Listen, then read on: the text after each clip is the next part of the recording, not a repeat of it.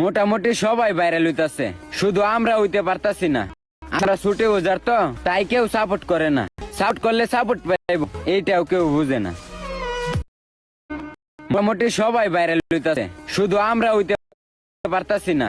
আসলে আমরা ছুটে ওজার তো,